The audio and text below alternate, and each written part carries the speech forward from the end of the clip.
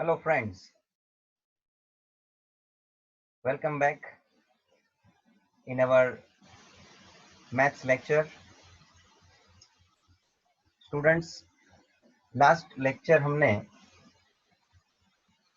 Special case के बारे में बात किया है और उसके अंदर पहला स्पेशल केस हमने डिस्कशन में लिया, उसका एक प्रॉब्लम हमने सॉल्व किया, that was further reducing case. आपके सामने मैंने वापस स्पेशल केसेस का पूरा लिस्ट ओपन किया है। तो लास्ट लेक्चर हमने देखा है कि कितने total special case assignment problem में हमें देखना है। From that first one, this we have already done.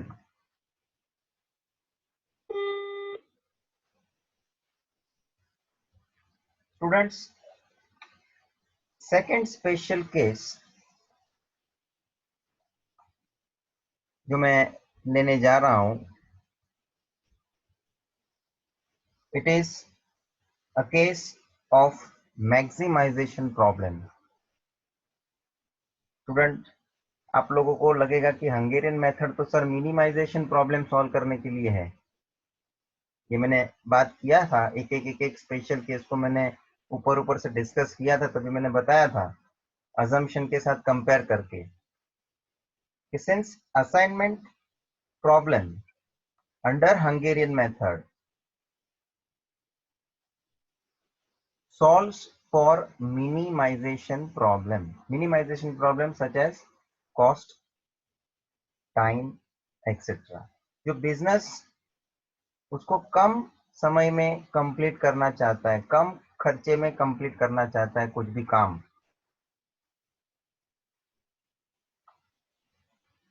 तो उसको हम बोलते हैं मिनिमाइजेशन प्रॉब्लम। लेकिन जो क्वेश्चन आपको दिया है मैक्सिमाइजेशन प्रॉब्लम करके दिया हुआ है, तो क्या करना चाहिए?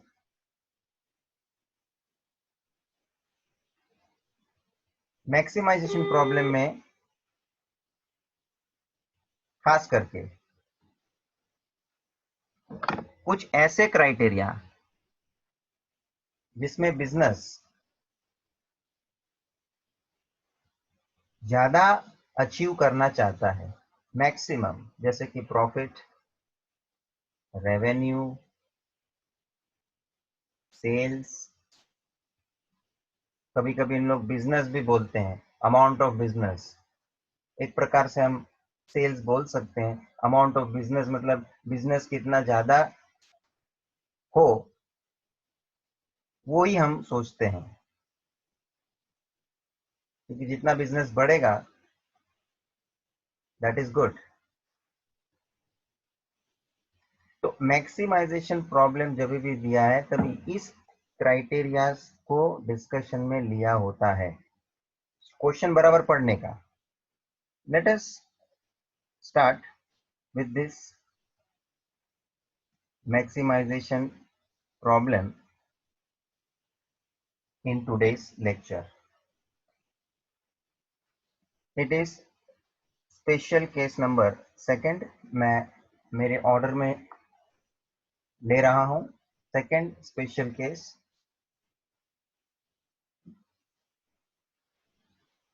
Take down. अंडर दिस assignment problem,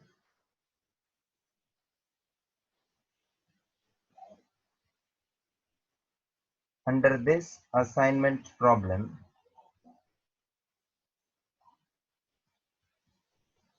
question will be based on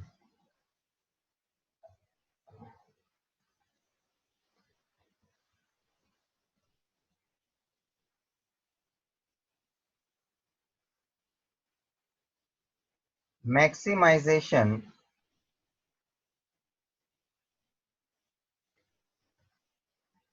criteria such as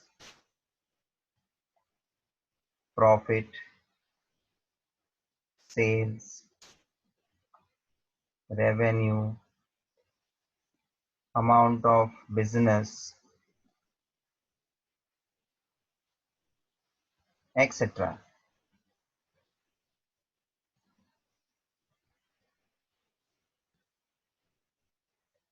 Since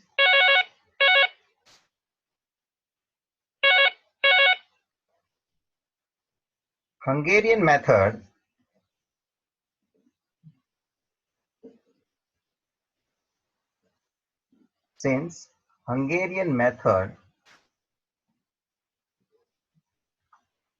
solves minimization problem. ये इसका एक assumption था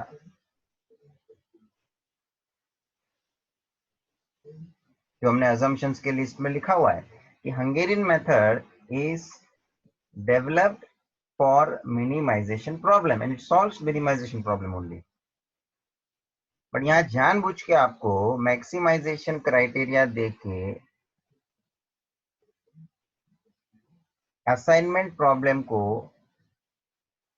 मैक्सिमाइजेशन के बारे में सॉल्व करना है। तो अब हम कुछ आइडिया लगा के कुछ उसमें जुगाड़ करके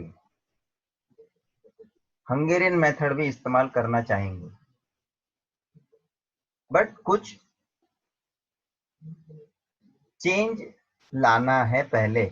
आई विल डिस्कस। सो ये मैंने बात बता दिया कि assumption में तो बेसिकली लिखा हुआ है कि assignment problem only solves minimization problem. How can we solve this maximization problem if they have given maximization criteria?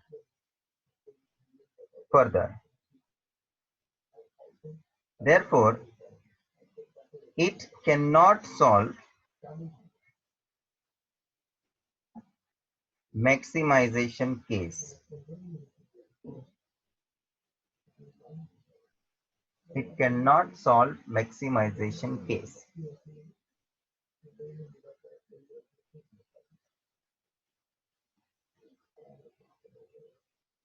So what to do? What to do then? So first, we need to convert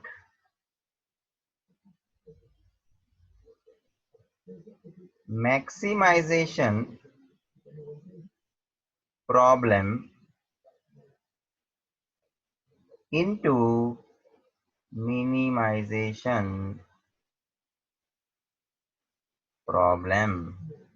students ध्यान रखो, जो maximisation problem हमको दिया है question में उसको हमें minimisation problem में कन्वर्ट करना पड़ेगा। And second, after converting into minimization problem, we can use Hungarian method of assignment. फिर आप बिंदास हंगेरियन मेथड यूज कर सकते हो स्टूडेंट्स, मिनिमाइजेशन में कन्वर्ट हो गया as per assumption। Minimisation problem में आने के बाद हंगेरियन मेथड उसको सॉल्व कर लेगा। Now question is here, how do we convert, how to convert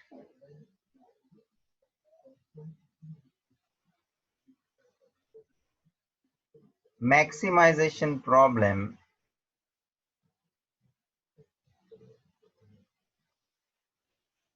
into minimization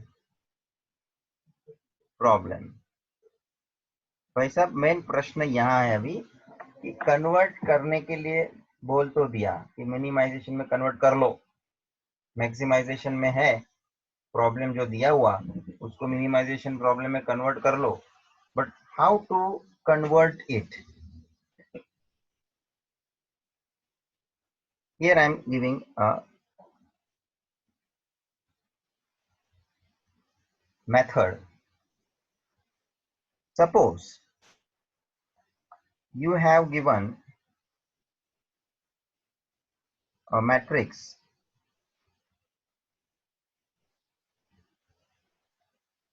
where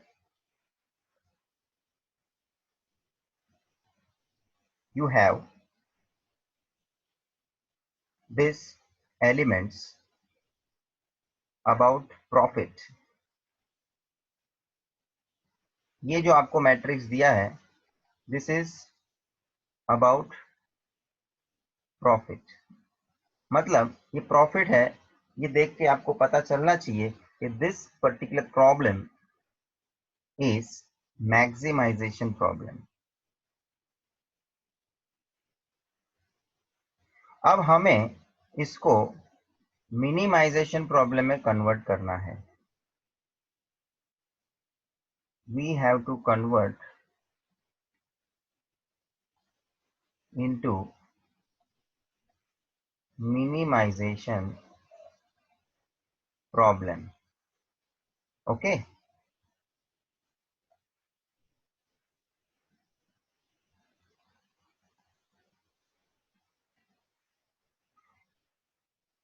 student ये एग्जांपल को देखिए। मैट्रिक्स के अंदर जो एलिमेंट्स दिए हैं वो प्रॉफिट के बारे में है। It is maximization problem. Therefore हमें मिनिमाइजेशन में कन्वर्ट करने के लिए क्या करना है? लिसन, ये पूरे मैट्रिक्स में जितने दिए गए एलिमेंट्स हैं टोटल, उसमें से मैक्सिमम वैल्यू कौन सा है, that you select. This is my maximum value 10। पूरे में से, हाँ, कोई रो या कोई कॉलम में से ऐसा नहीं मैं बोल रहा हूं, पूरे में से, out of total elements in the matrix given, तो पूरे में से मेरा मैक्सिमम वैल्यू 10 है। Now we have to deduct all the elements from that maximum element, that is 10। आप लोगों को क्या करना है? सभी एलिमेंट्स को ये 10 में से माइनस करना है। So as a result you are going to generate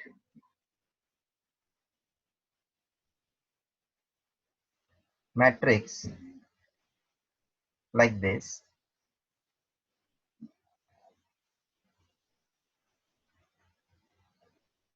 10 minus 5, this is 5. 10 minus 3, this is 7.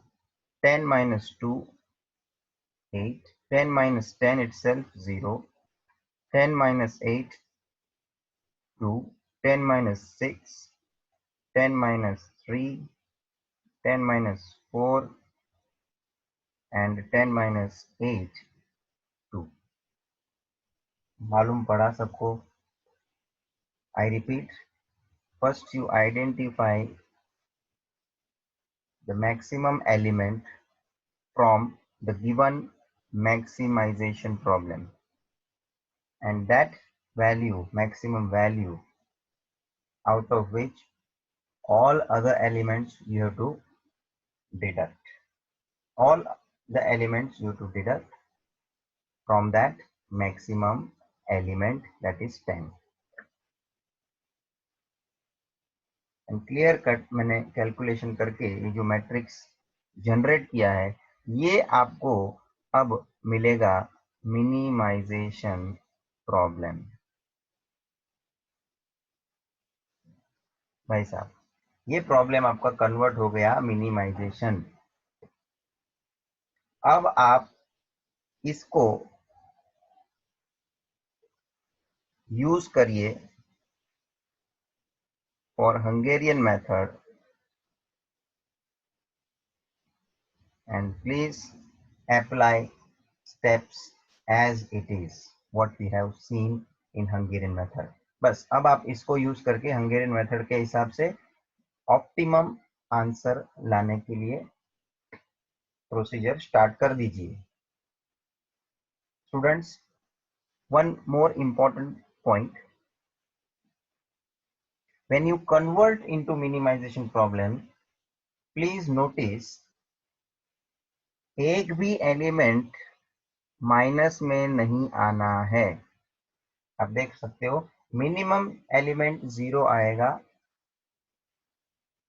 जो ये 10 के जगह पे आना है, but you are not going to get negative element ever. ये एक बात नोटिस में लाना है. कभी कुछ गड़बड़ हो भी गई, माइनस में आंसर दिख रहा है हमको, अरे तो हमको पता चलना चाहिए अरे ये गड़बड़ है कुछ. नो, नेगेटिव वैल्यू जनरेट नहीं होगा. So note this, no element will be negative. Minimum element तुम्हारा 0 होना है, बट नेगेटिव नहीं होगा. हम इन शॉर्ट ऐसा बोलते हैं कि ये जो प्रॉफिट मैट्रिक्स है उसमें से ये एक प्रकार से आपका कॉस्ट मैट्रिक्स आ गया, और फिर आप इस पे हंगेरियन मेथड अप्लाई करना है. Let us see a question based on this. Our serial number, example number 6. Maximize the sales for the following assignment problem, where city-wise sales in thousands rupees are given of each agent.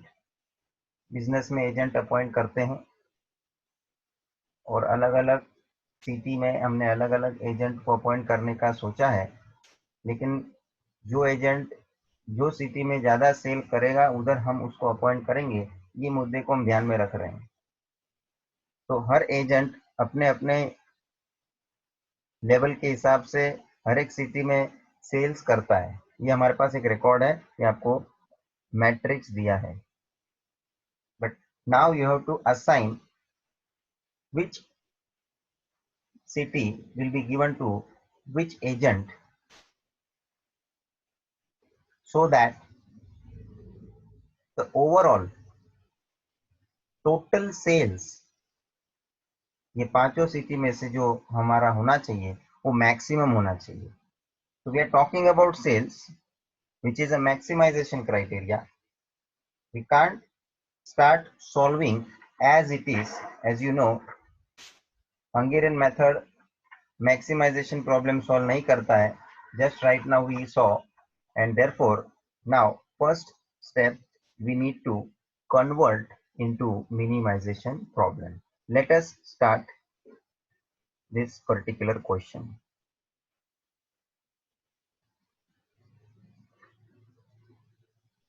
Hungarian method शुरू करने से पहले इसको हम minimisation में convert कर रहे हैं. मतलब मिनिमाइजेशन कन्वर्ट करना, this will be your part of solution. Since हमें ये रिमार्क्स भी लिखना है before I actually calculate. Since given problem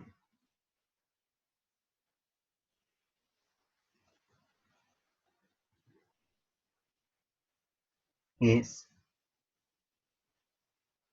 maximization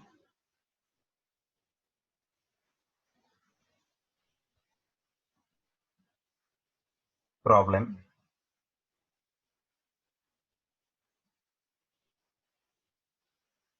where information is given about sales.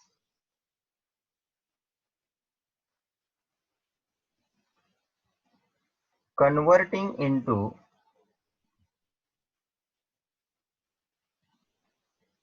minimization problem by deducting all the elements from maximum element, that is, बताइए पूरे ये question में पूरे मैट्रिक्स में से मैक्सिमम एलिमेंट कौन सा है? Here the maximum element is 25. Okay, इतना आपको स्टार्टिंग में लिख के फिर ये कन्वर्जन शुरू करना है. सो क्वेश्चन के एलिमेंट्स में से ये आप मिनिमाइजेशन का कन्वर्जन कर लीजिए as it is.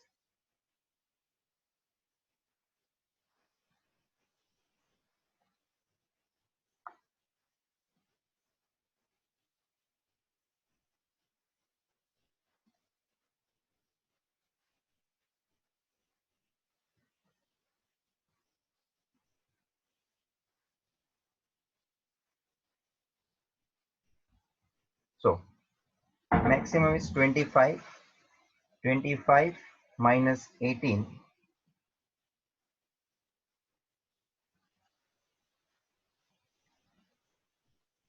25 minus 24. 25 minus 19.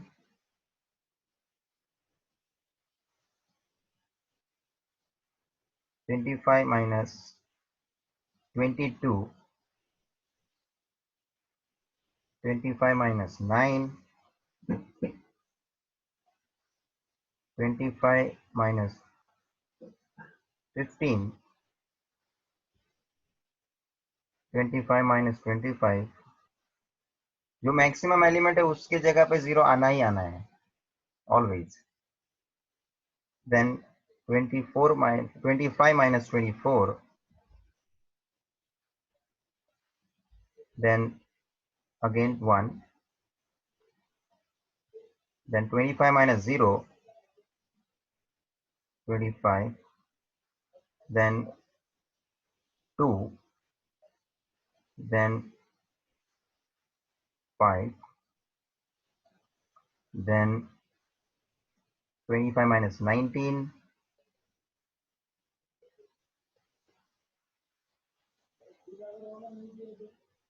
25 minus 18. 25 minus 11.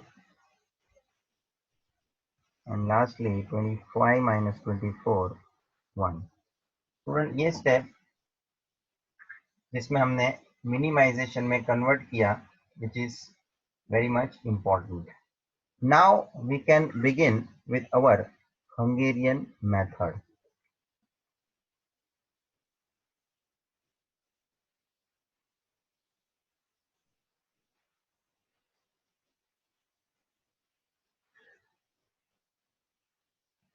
Using Hungarian method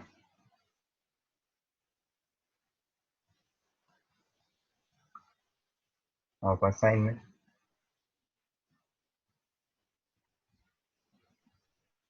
भाई साहब, हंगेरियन मेथड के हिसाब से फर्स्ट स्टेप है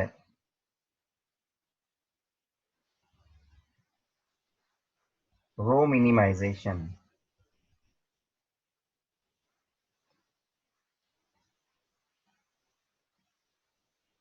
ओके, रो वाइज आपको देखना है. फर्स्ट रो मिनिमम एलिमेंट कौन सा है? 1. This you have to deduct from the other elements of that particular row.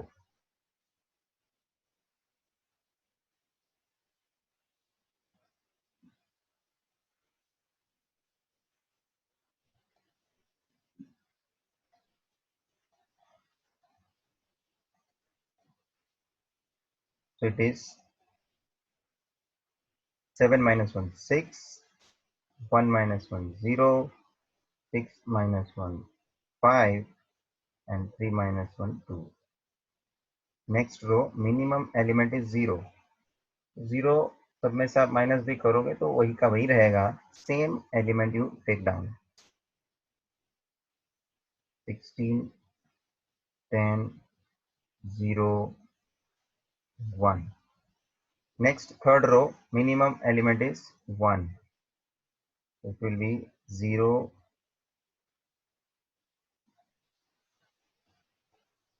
24,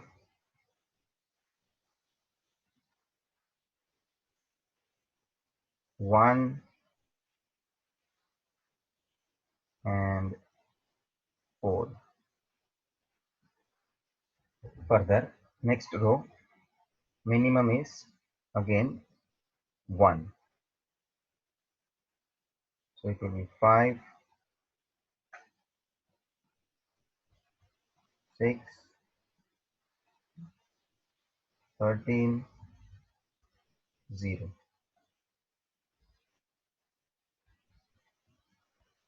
So here this first step is completed. Now second step, as you know, column minimization.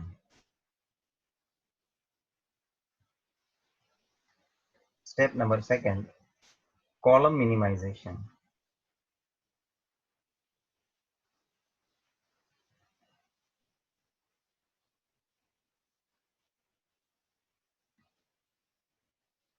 As it is, column में जो भी minimum है उसको आप select करके उसमें से आप बाकी के एलिमेंट्स माइनस करना है. तो first column as it is रहेगा बिकॉज 0 माइनस करना है सभी में से आपको एज इट इज रहेगा.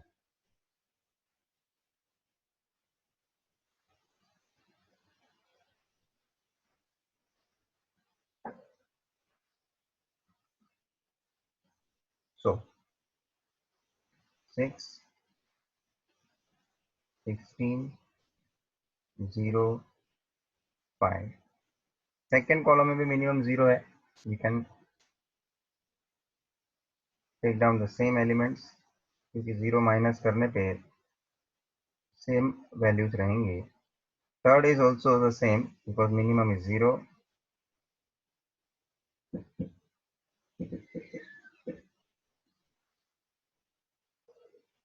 And the last row also will remain same because minimum is 0.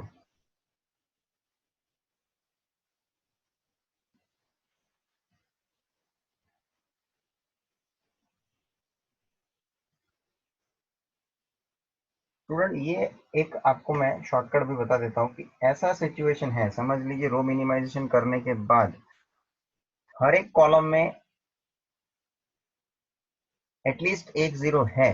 Check कर रहे हैं आप, समझ लो, before you go for the column minimization step. और आपको पता ही चल जाएगा कि भाई कॉलम मिनिमाइजेशन वाला स्टेप करेंगे भी तो भी वही का भी मैट्रिक्स सेम जनरेट होने वाला है.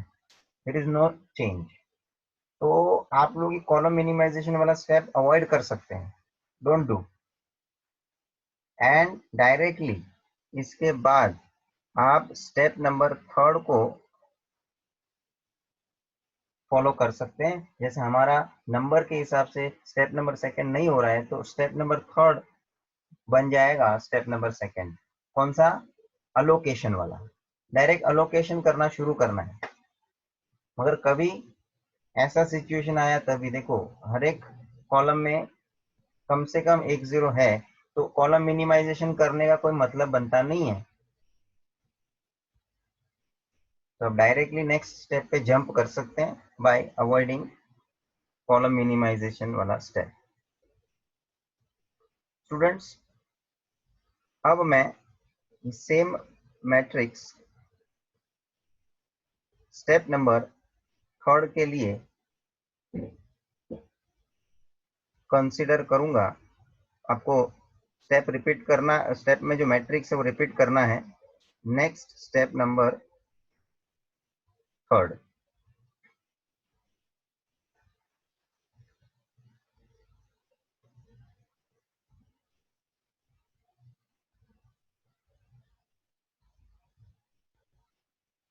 This is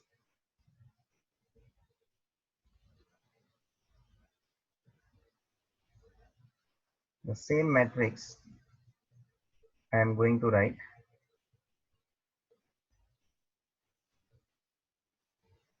Again,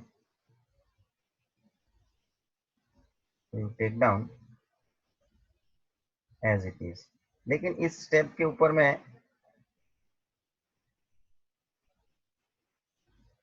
हेडिंग क्या दूंगा? Allocation.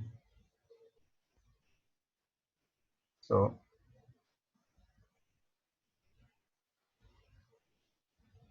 step number 3rd,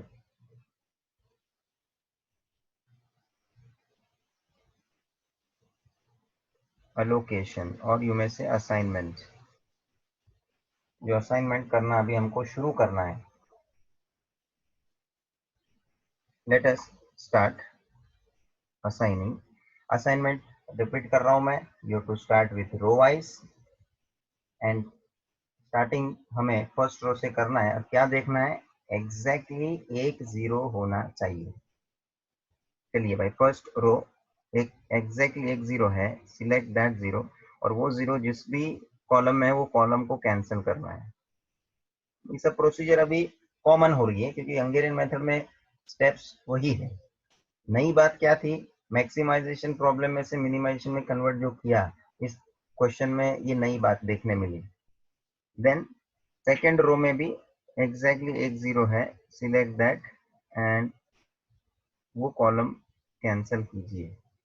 third row we have 10, exactly 10 is there. Select that, cancel column. Fourth row, again I am getting exactly 10. Select and cancel that particular column. Students, आप देख सकते हैं total हमारा 4 assignment zero का हो चुका है and number of रो और कॉलम की संख्या भी 4 है. So the problem becomes optimum. क्या लिखेंगे here? Number of allocation is equals to number of rows or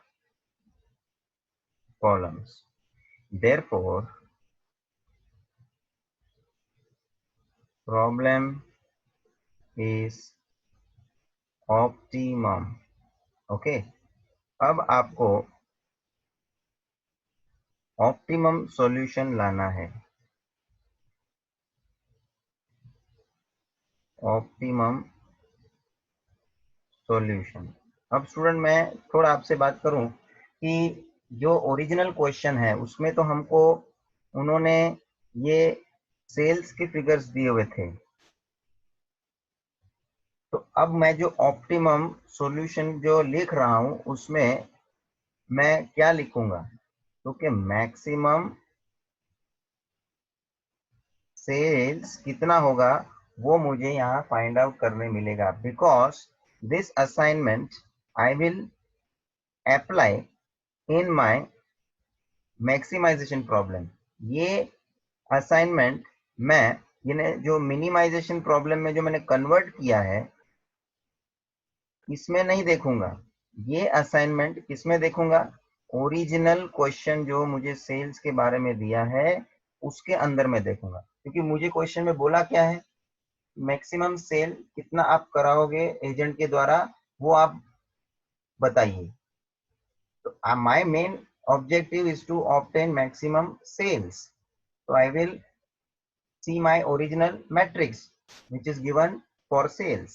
तो स्टूडेंट्स जो मेरे एजेंट्स हैं उनको मैं अलग अलग जो सिटीज है वो अलॉट कर रहा हूं इस हिसाब से जो असाइनमेंट मुझे मिला है. और उस सिटी में वो कितना सेल्स कर रहा है वो मैं टेबल में प्लॉट करते जाऊंगा। तो एजेंट नंबर 1 2 3 4। और आप जरा अब लास्ट स्टेप वाला असाइनमेंट का हिसाब देख लो कि पहला एजेंट को सिटी बी असाइन हुई है। देख लो, पहले एजेंट को सिटी बी, और सिटी बी के हिसाब से कितने का सेल हुआ है उसका 24,000 रुपीज। City B 24। फिर second agent is given city C. देखो ना, ये असाइनमेंट जो हुआ जीरो का, second agent will be given city C. और सिटी सी में जरा क्वेश्चन ओरिजिनली जो है सेकेंड में सी का क्या फिगर है 25।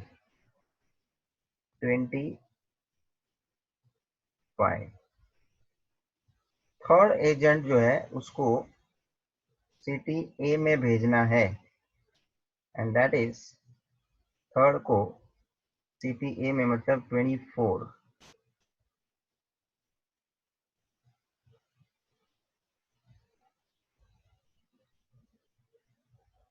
And last one remaining city जो है फोर्थ एजेंट को डी सिटी ऑटोमेटिकली असाइन होना है, and that is 24,000 rupees of sales. Student आप देख लीजिए, इसका टोटल ले लीजिए। You will have 97। Okay, so ये फिगर थाउजेंड्स रुपीज में है, इसलिए हमें प्रॉपरली लास्ट में जब हम कंक्लूजन लिखेंगे तो उसमें पूरा थाउजेंड में रुपीज लिखना है। हेंस स्टेटमेंट, हेंस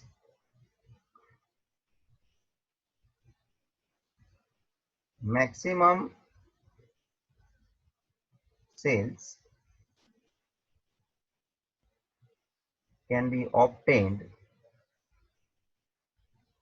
rupees 97,000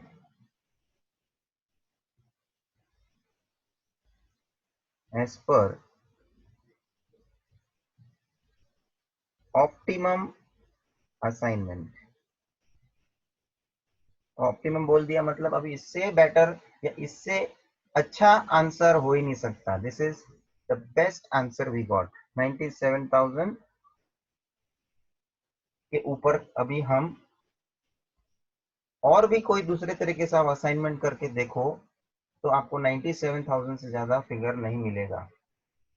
तो क्वेश्चन पूछा था मैक्सिमाइजेशन वाला, हमने आंसर भी मैक्सिमाइजेशन में ढूंढा।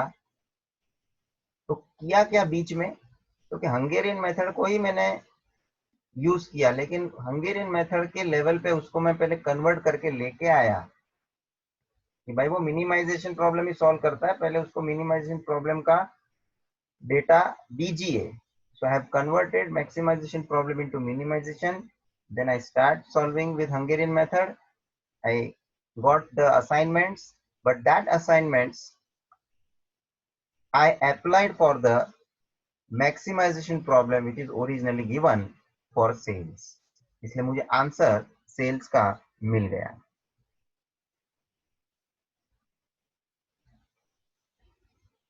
So this is our special case maximization problem. Students, इसके साथ हम ये स्पेशल केस की लिस्ट को आगे बढ़ाते हैं और मैं नेक्स्ट स्पेशल केस को डिस्कशन में लेता हूं, that is special case about prohibited assignment. Prohibited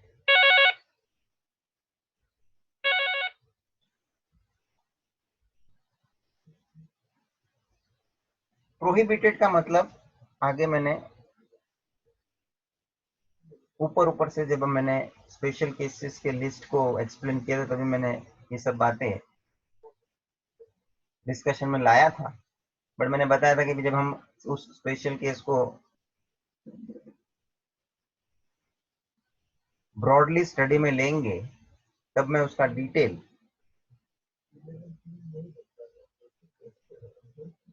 और अच्छे से मैं एक्सप्लेन करूं। Let us have the explanation for prohibited assignment. Prohibited का मतलब है कि जहां कुछ रिस्ट्रिक्शन हो सकता है उस जगह पे हम जैसे कोई एरिया पे जाते हैं तो वहां लिखा रहता है रिस्ट्रिक्टिव एरिया या स्मोकिंग इज प्रोहिबिटेड, बोलते हैं कि नहीं। मतलब वो चीज उस जगह पे बैंड है, मनाही है करने की। सिमिलरली हियर इन असाइनमेंट कुछ चीज का असाइनमेंट हम लोग प्रोहिबिट कर देते हैं। इसका मतलब क्या कि जिस जगह पे जिस चीज का असाइनमेंट नहीं होना चाहिए उधर हम उसको ना बोलेंगे कि नहीं भाई इसका असाइनमेंट इसको नहीं करना है। वेरी कॉमन एग्जाम्पल, मेरे फैक्ट्री में एक एम्प्लॉय एक लेबर ऐसा है, वन वर्कर, जिसको पर्टिकुलर जॉब, जिसमें जॉब ए है, ये जॉब का मैंने नाम लिखा है जॉब ए। ये एक वर्कर जो है वर्कर नंबर 1, ये जॉब ये वर्कर नहीं करेगा। क्यों भाई, ये वर्कर को ये जॉब करने को मैंने मना क्यों कर दिया? कारण ये वर्कर थोड़ा हैंडीकैप्ड है और उस जॉब को वो परफॉर्म नहीं कर सकता है, तो मुझे उसको वो जॉब देना नहीं चाहिए। I will give other job. बाकी जितनी भी जॉब्स है उसमें से मैं कोई भी जॉब वो वर्कर को दे सकता हूँ, उसमें उसको कोई प्रॉब्लम नहीं है। बट ये जॉब नहीं दे सकता बिकॉज ये जॉब करने के लिए उसको तकलीफ हो सकती है, उसको प्रॉब्लम हो सकता है, and therefore we are restricting, we are prohibiting this job for this worker.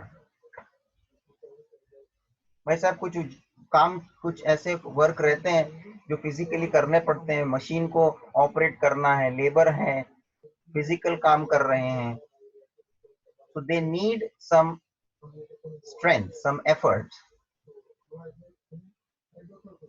तो वो जॉब के लिए वो एलिजिबल नहीं है बिकॉज ऑफ सर्टेन लिमिटेशन, जो हैंडीकैप्ड है, जो मैंने बात किया आपसे।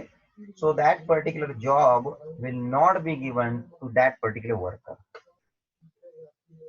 भाई साहब ऐसे सिचुएशन को हम असाइनमेंट प्रॉब्लम के लिए सॉल्व करेंगे जिसके अंदर इस तरह से प्रोहिबिशन कुछ दिया रहे। हाँ, ये जरूरी नहीं है कि एक वर्कर को ये एक जॉब का ही प्रोहिबिशन दिया हो, एक से ज्यादा भी प्रोहिबिशन का केस हो सकता है। मतलब कि there may be restriction for more than one worker for more than one job. ऐसे कोई दूसरा वर्कर भी हो सकता है जिसको कोई कोई दूसरी तरीके की जॉब हमें रिस्ट्रिक्ट करनी पड़ेगी कुछ कारण से। तो ऐसा मत मानकर चलना कि एक क्वेश्चन में एक ही का रिस्ट्रिक्शन हो सकता है, एक से ज्यादा का भी रिस्ट्रिक्शन हो सकता है।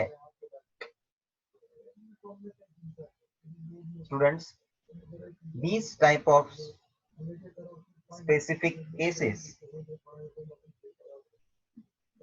we are handling under prohibited assignment because Hungarian method तो assignment का हमको यूज करना ही है, हंगेरियन मेथड तो रहेगा, लेकिन ये प्रोहिबिशन का जो क्राइटेरिया है मैंने जो डिस्कस किया उसको कैसे डील करना है, और उसको डील करने के लिए हंगेरियन मेथड के स्टेप्स जब हम अप्लाई करेंगे तो उसके लिए वो थोड़ा बहुत जो भी चेंजेस हमको करना पड़ेगा वो कैसे करना पड़ेगा। जैसे मैंने देखो मैक्सिमम प्रॉब्लम में से मैंने मिनिमाइजेशन में कन्वर्ट किया, फिर हंगेरियन मेथड यूज हुआ। उसी तरह से कुछ चेंज, कुछ उसमें स्पेसिफिक बातें मुझे बतानी है कि प्रोहिबिशन रहेगा तो कैसे पता चलेगा। क्वेश्चन में भी बोला रहेगा, क्वेश्चन में कुछ उसमें हाईलाइट भी किया रहता है, वो मालूम पड़ता है हमको देख के भी कि हाँ ये प्रोहिबिशन का केस है, या क्वेश्चन में लिख के दिया है वो पढ़ना पड़ेगा, उस पे से भी पता चलेगा कि ये प्रोहिबिशन का केस है। तो आइडेंटिफिकेशन इज रिक्वायर्ड, ये कौन सा केस है ये मालूम पड़ना चाहिए। जैसे देखो ना मैक्सिमाइजेशन केस में भी मालूम पड़ना है, पूरा पढ़ेंगे तब पता चलेगा कि यह प्रॉफिट दिया है या सेल दिया है, क्या दिया है। डायरेक्टली पढ़े बिना डेटा दिया, मैट्रिक्स दिया तो स्टार्ट नहीं कर देने का हंगेरियन मेथड। स्टूडेंट्स ये सब बातें को पहले कंफर्म करने का कि क्वेश्चन किस स्पेशल केस का है या नहीं है तो भी मालूम पड़ेगा, तो डायरेक्ट चालू कर दो, और है तो भी वो मालूम करना पड़ेगा कि ये स्पेशल केस है। तो ये घाई करने वाले लोगों को ये तकलीफ होना है कि not reading properly and they are just solving. भाई साहब सॉल्व तो हो जाएगा लेकिन कुछ तकलीफ होगी, वो जो प्रॉब्लम जिस प्रकार से होना चाहिए सॉल्व वो नहीं हो पाएगा, और वही उसी हिसाब से करेंगे तो आंसर भी फिर वो नहीं आ पाएगा। मतलब पढ़ने का, क्वेश्चन बराबर से इंस्ट्रक्शन जो भी लिखा है उसमें क्या डिटेल दिया है बराबर से पढ़ने का, then you start. So in this particular type we say that in this case, take down, in this case certain job cannot be assigned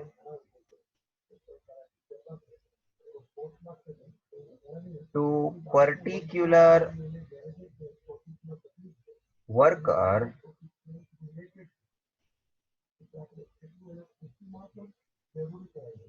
due to some reasons। भाई साहब मैंने रीजन में ओरली बात किया जिसमें बताया कि कारण ये था कि वो हैंडीकेप्ड वर्कर था एंड देयरफॉर दैट जॉब वो नहीं कर सकता है और उसको वो देना नहीं चाहिए।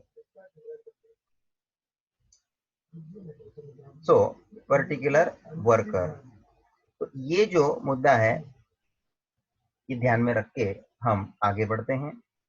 व्हाट टू डू,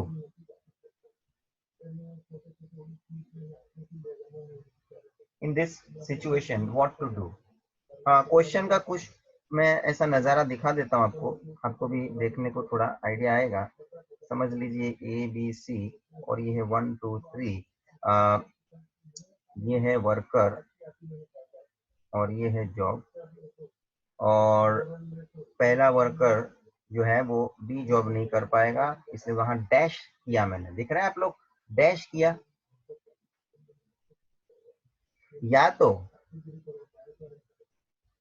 तो उन लोग नोटेशन अलग अलग तरीके से यूज करते हैं जिसमें they may use instead of dash cross.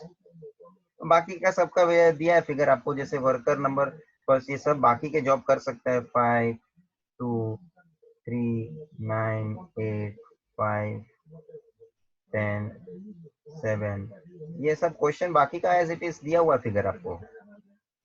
Students आपको यहाँ दिख रहा है मैंने एक जगह पे रिस्ट्रिक्शन बताया है, either that restriction they show by the dash और बाय क्रॉस। अच्छा ये तो आपको मैट्रिक्स देख के पता चलेगा। कभी कभी इन लोग ऐसा है कि मैट्रिक्स पूरा दे देते हैं कंप्लीट, जैसे कि 5 6 2 3 9 8 5 10 7। अब यहाँ भले हमको ये 6 दे दिया है जो नहीं देना चाहिए था, लेकिन बाद में उन लोग क्वेश्चन के नीचे लिख के देते हैं कि in this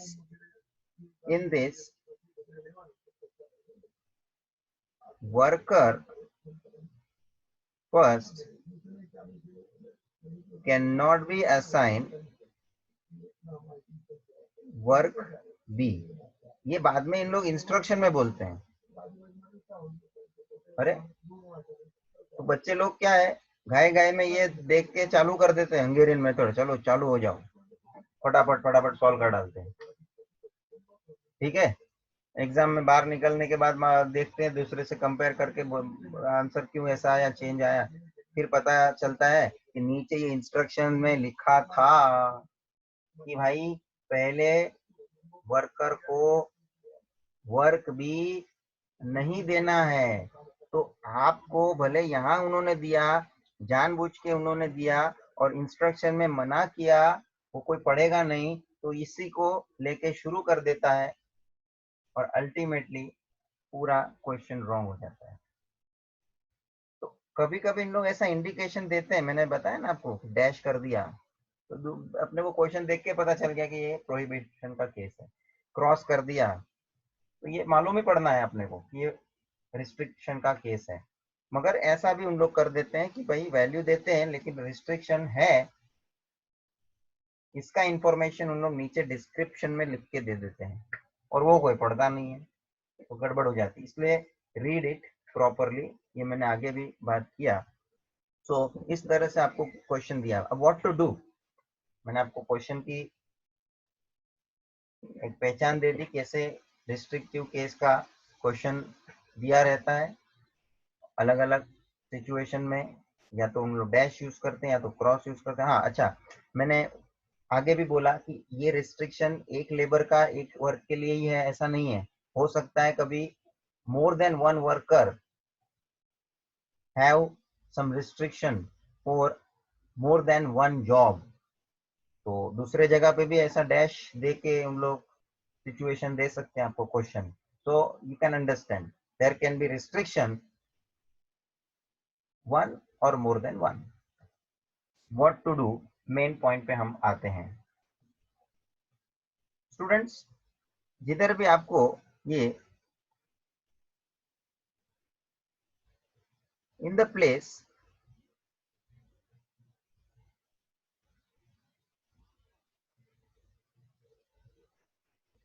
where prohibited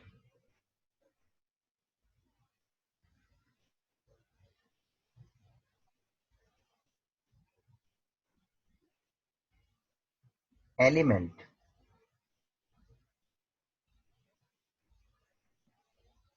is given,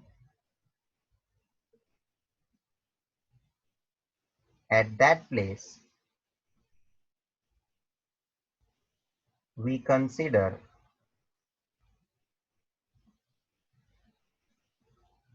letter M or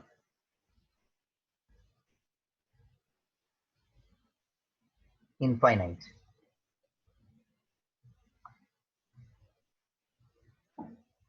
जिस जगह पे डैश किया है, जिस जगह पे प्रोहिबिशन है, मतलब उस जगह पे हमें ये नोटेशन यूज करना है, आइदर यू यूज M और you use infinite.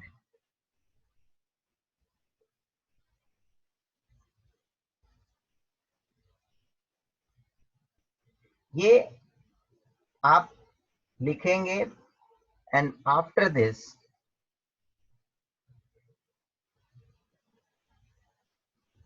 we start Hungarian method। ये m या जो इनफाइनाइट हम नोटेशन यूज कर रहे हैं, what does it represent? It is a maximum value,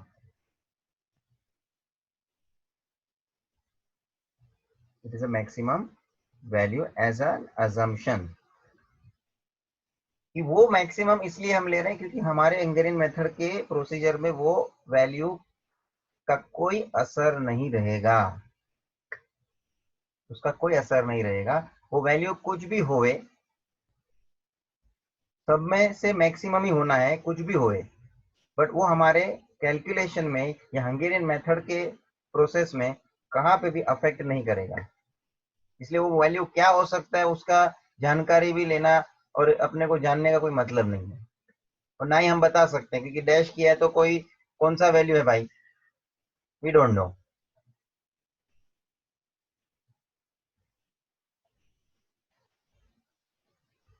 one important point,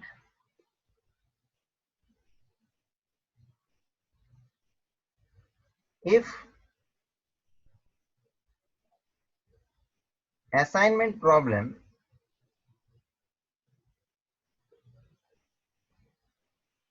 is regarding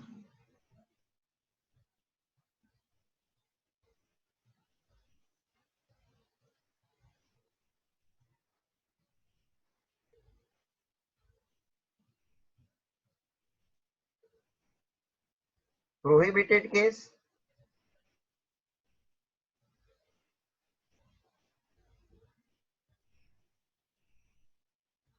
as well as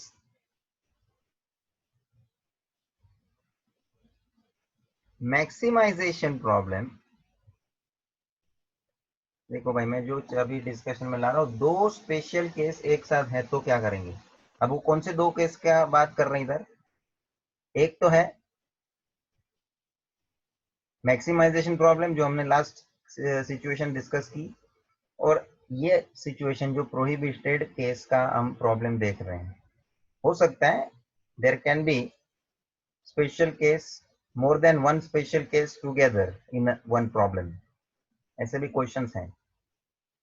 तो ऐसा सिचुएशन में हम ये m या तो इनफाइनाइट का जो यूज कर रहे हैं,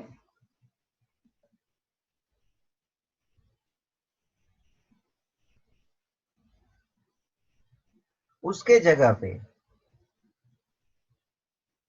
वी यूज माइनस इनफाइनाइट और minus m in place of prohibited element। क्योंकि ये मैक्सिमाइजेशन प्रॉब्लम है,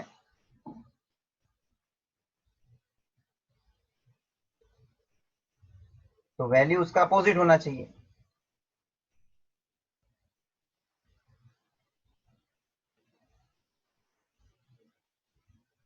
और ये रखने के बाद फिर हंगेरियन मेथड हम शुरू करते हैं। अच्छा, इसमें तो पहले हम लोग को दोनों केस है, तो मैक्सिमाइजेशन में से मिनिमाइजेशन भी कन्वर्ट करना पड़ेगा।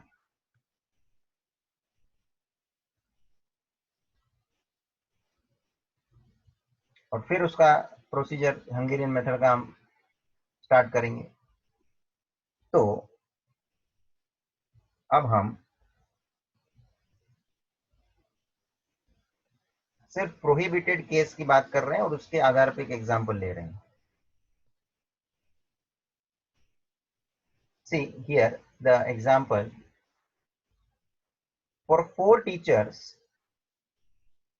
assign examination papers to correct of 4 division where teachers, और डिवीजन का आपको इंफॉर्मेशन दिया देखो टेबल में, where teacher A's son is in division first। भाई साहब, उसी कॉलेज में उसी डिवीजन के अंदर, ए डिवीजन के अंदर, डिवीजन फर्स्ट के अंदर टीचर ए का सन पढ़ रहा है, मतलब उस टीचर को फर्स्ट डिवीजन का पेपर नहीं देना है। आप भी समझ रहे हो, उसी का बच्चा उसमें पढ़ रहा है तो वो टीचर को डिवीजन का पेपर चेक करने के लिए नहीं दिया जाएगा। अदर देन दैट कोई भी दूसरे डिवीजन का पेपर दीजिए उसको चेक करने के लिए। Hence paper of division first can not be given to teacher A. ये यहाँ पे बोला भी है, और आप टेबल में भी देखो, मैट्रिक्स जो दिया है आपको उसमें वो डैश करके दिया है। We have given information about number of days required to check the papers. आपको जो इंफॉर्मेशन दिया है वो इन डेज में दिया है, पेपर चेक करने के लिए कितना दिन लगते हैं हर एक टीचर को, अलग अलग डिवीजन की। Find the allocations of the work so as to minimize the time required to complete assessment। पूरा चेकिंग का काम कंप्लीट करवाना है, ये 4 डिवीजन का और 4 टीचर है, उनको असाइन करना है। See the information is given regarding days and that days means a time, तो मिनिमाइजेशन प्रॉब्लम है, ये एक बात कंफर्म कर लिया मैंने। सेकंड क्वेश्चन जो दिया है उसमें जो मैट्रिक्स है, रो एंड कॉलम की संख्या सेम है, इसलिए बैलेंस प्रॉब्लम है, ये भी मैंने चेक कर लिया। ये मैंने जो दो बातें चेक करने को बोली है वो अजम्पशन है हमारा हंगेरियन मेथड का, you always check and then start. So in such type of question prohibition है, और उसके जगह पे हमें वो लेटर एम या इनफाइनाइट साइन, दोनों में से कोई भी आप यूज कर सकते हैं, उसको हम रख के आगे सॉल्व करेंगे। तो सॉल्यूशन में first we will write since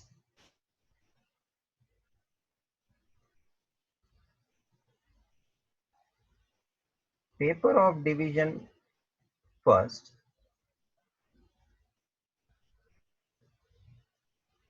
cannot be given or assigned to teacher A.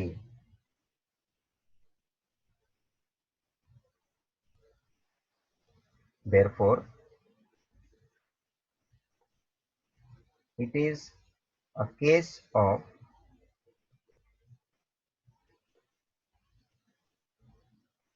prohibited assignment.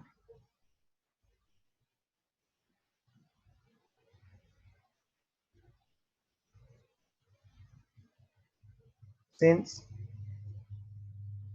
it is minimization problem, consider M at the place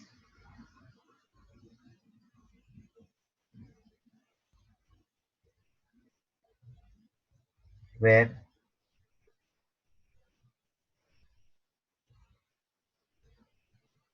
prohibited element is given। Okay, तो अब हमारा जो ये problem है वो किस तरह का हो जाएगा, लेट अस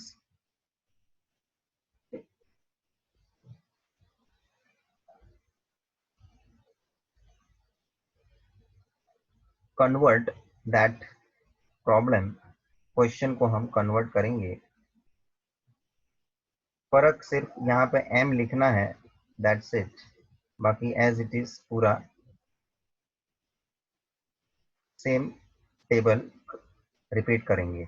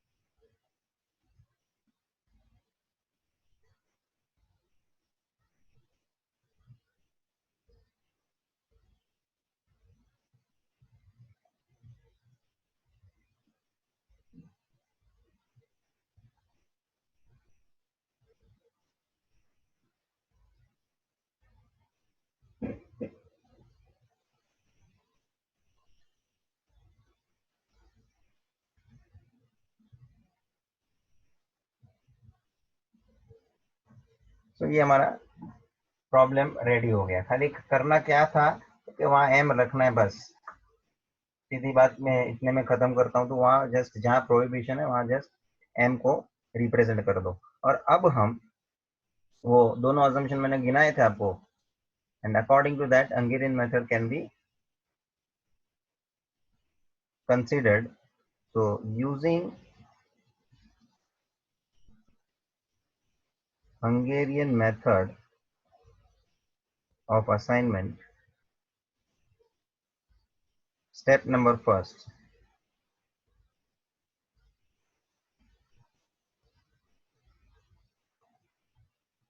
row minimization.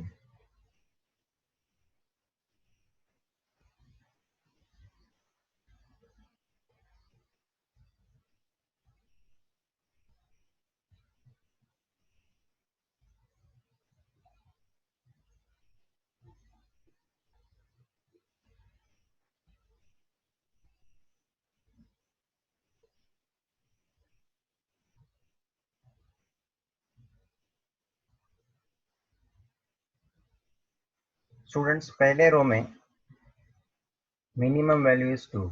अब आप ध्यान रखना, ये m जो लिखा है उस पर आपको घड़ी घड़ी नजर जाएगा, लेकिन उस पर ध्यान देने की जरूरत नहीं है, because that m I said it is a maximum value. क्या होगा मैक्सिमम, उसका कोई लेवल मालूम नहीं है हमको, that is a maximum value, just you have to assume. तो वो मैक्सिमम वैल्यू के कारण हमारे हंगेरियन मेथड के स्टेप में कोई फर्क पड़ने वाला नहीं है। समझ लो m का कोई मैक्सिमम वैल्यू होए तो भी वो 2 मिनिमम माइनस करते जाना है सब में से, तो भी वो मैक्सिमम ही रहेगा। तो this will be represented as it is m। Next आपको जो बाकी के एलिमेंट्स में से माइनस करना है, you do it as it is. It will be 3 0 4। Second row में minimum is 3, so it will be 1 2 0 and 5. Third row minimum value is 2, so it is 4 4 0 3. And lastly the fourth row minimum is 1, so it will be 0 5 2 3. Okay, next step number second, column minimization.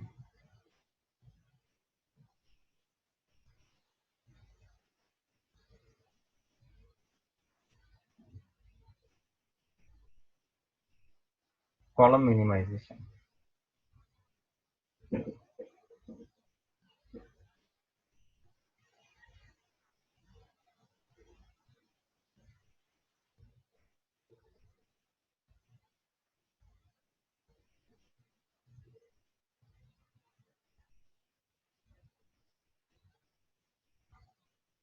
Okay, first column में minimum 0 ही है तो as it is रहेगा, ये m तो as it is लिखना है।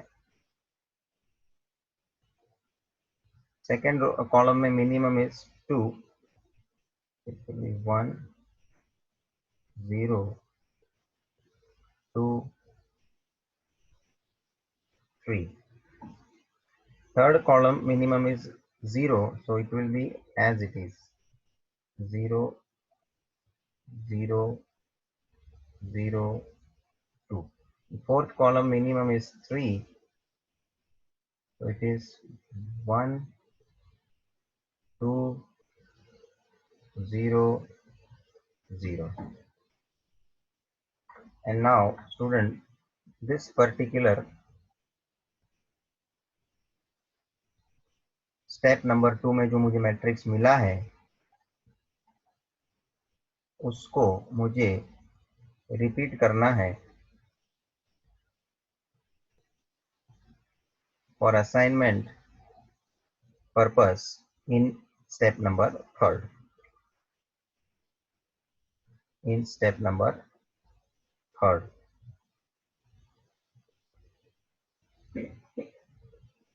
So this particular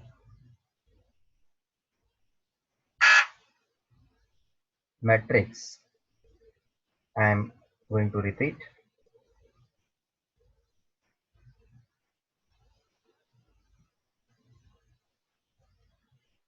And be prepared for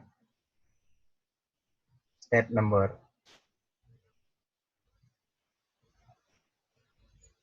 3,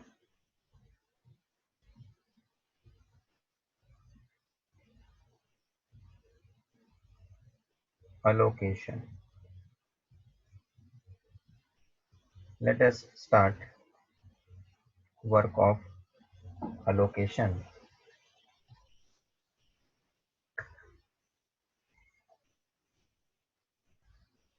ये repeat करने का वो रेडी सेकेंड स्टेप में वही मैट्रिक्स मिल गया है सर, यहाँ ही हम अलोकेशन करना शुरू कर दें। बहुत से स्टूडेंट ऐसा सोचते हैं तो सर एक वापस से क्यों लिखना, नहीं, वापस से लिख के ही उसमें असाइनमेंट का ये पूरा अलोकेशन का स्टेप बताना है। चलिए, अलोकेशन का procedure same, I repeat, you to start row wise, you to see exactly 1 0 जो फर्स्ट रो में है, आई विल सिलेक्ट दैट 0, और वो 0 कौन से कॉलम में है वो कॉलम को कैंसिल करेंगे।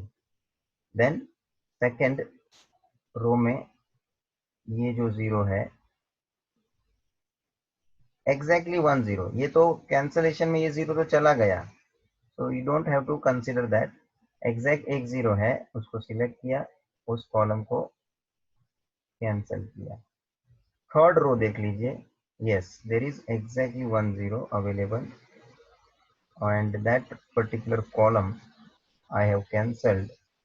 and lastly fourth row, उसमें भी एग्जैक्ट एक 0 दिख रहा है, सिलेक्ट दैट एंड कॉलम जो है वो कैंसिल कीजिए।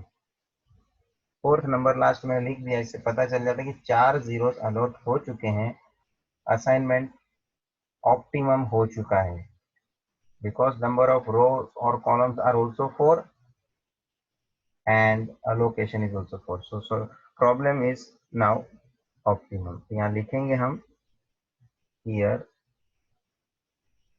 Number of allocation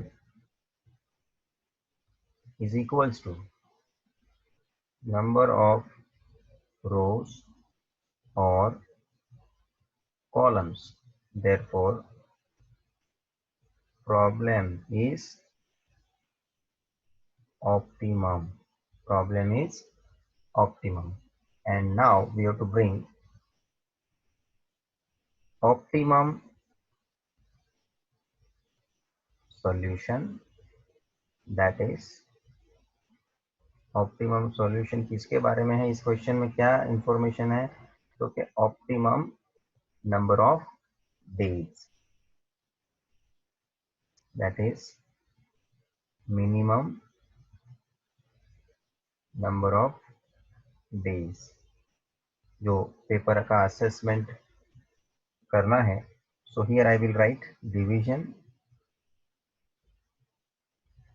teachers and days, divisions first, second, third, fourth, and see to it first division paper will be given to teacher C। Original data देखो question में जो दिया है, तो फर्स्ट डिवीजन C टीचर को जाएगा,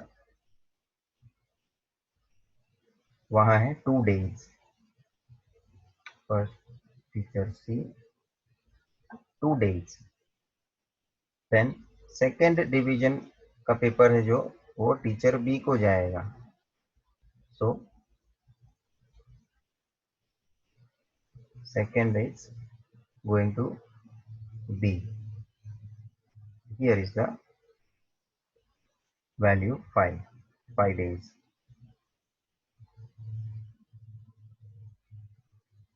third division paper will be provided to the teacher D, D में third division का क्या फिगर है 5.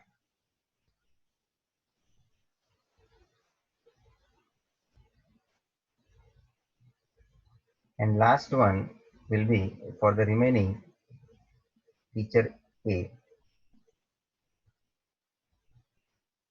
that is fourth division paper should be given to teacher D, that is 1 day.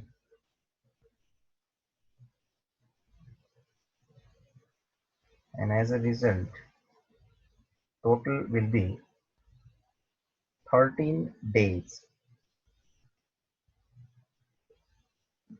Okay, so this is the value of number of days, that is minimum number of days we are going to take as a minimum number of days to complete our paper correction work. So here we will write a statement, last में conclusion का statement लिखने का. Hence minimum number of days to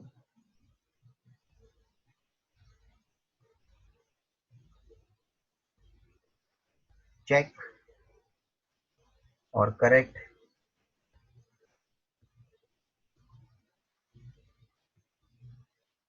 the papers is 13, or you may also write 13 days, minimum 13 days will be taken to complete the assessment job. So here we have seen this problem regarding our prohibition case, जहाँ पे कुछ prohibit किया रहता है job को, task को कुछ particular employees के लिए, और वहाँ पे हम एम लिख के हंगेरियन मेथड शुरू कर देते हैं. Students, in this session I have covered two special case. One is maximization problem and one is prohibited assignment. Go through properly this example, आप साथ में करेंगे, उस हिसाब से मैं स्लोली जा रहा हूं. At any point if you have some difficulty, you repeat that part. And here I am ending this session. Thank you, friends.